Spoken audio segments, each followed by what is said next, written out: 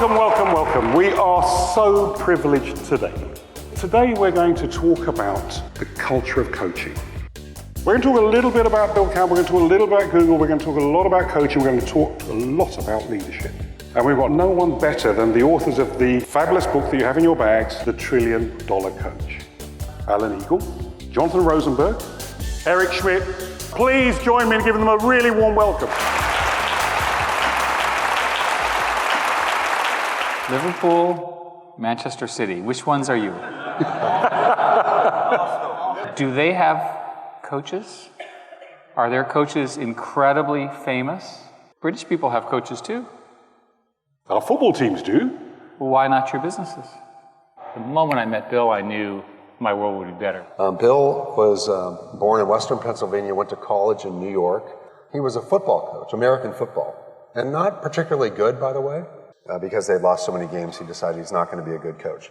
Goes into business, rises through the ranks pretty quickly at Kodak, and then in 1983 gets hired by John Sculley to come west to work for Apple and oversee the launch of the Macintosh.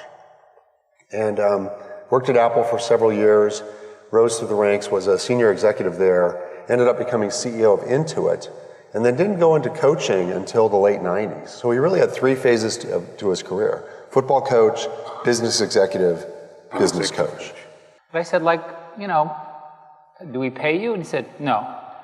Do you want stock options? And he goes, no. Do you want to be on the board? And he goes, no, it'll get in the way of what I want to do. And all of a sudden I understood I was dealing with something very different from anything I'd encountered before. This is a person who's a saint in the business world. They're working without compensation, and their goal was to make us, and in particular me, successful. Bill didn't just coach people at Google, he coached right across Silicon Valley. How does it feel knowing that he's coaching you, your competitors? He really didn't coach us with respect to the strategy and the tactics and the product functionality. He coached us as a team.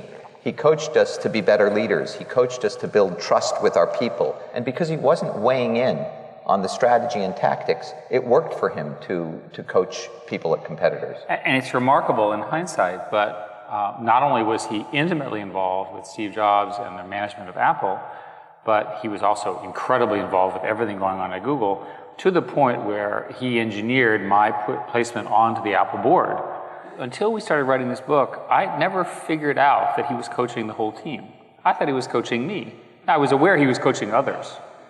But in fact, now when we went back, especially Alan with all of his research, we saw the technique. When anyone on the team started doing their own thing, they kind of stopped playing, they started playing for themselves as opposed to for the team. He would either gently or bluntly get them back in. And furthermore, when Apple and Google, in particular Steve Jobs and Google, had huge conflicts, he would then coach both sides to calm down and talk to each other. Bill was not looking to coach people who weren't already on the verge of being strong or great. He was looking to coach superstars that he could make better. Around Bill Campbell, people felt it was an honor to be coached by him. The way I would do it with you is I'd say, you're the best interviewer in the world. And then next week, when you made some mistake, I'd say, you could have done that better. Very good. Notice what I did is I praised you to set a high expectation. Very good. And then I pointed out that you fell short to your own aspirations. And I would want to own that. And now you are going to lift Very yourself, good. as opposed to me saying, what a terrible thing you did, which completely cuts you down. That's coaching. I've always thought that the most important thing to do was work on strategy, tactics, specific products and technology, and I'm sort of very efficient on that. But in fact, if you look, it's really teams that deliver this. Who invented the iPhone? Everybody in this room thinks Steve Jobs. No, it's 1,000 people. There's something wrong when the coaching is the lowest priority. The coaching is the highest priority, right? Because getting the humans right determine the outcome. When you see that in a company, when you see someone whose passion and excitement is palpable for another person's success as a manager, that tells you a lot. Bill and I talked a lot about this principle.